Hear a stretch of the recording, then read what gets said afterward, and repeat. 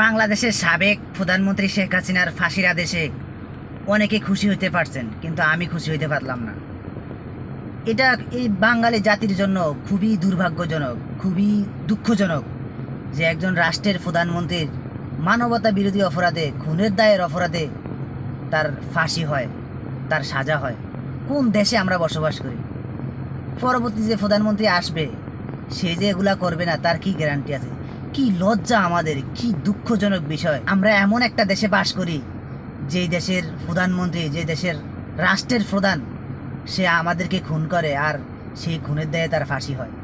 কি একটা লজ্জাজনক বিষয় আমাদের জন্য। আমরা সমাজে কিভাবে মুখ দেখাবো?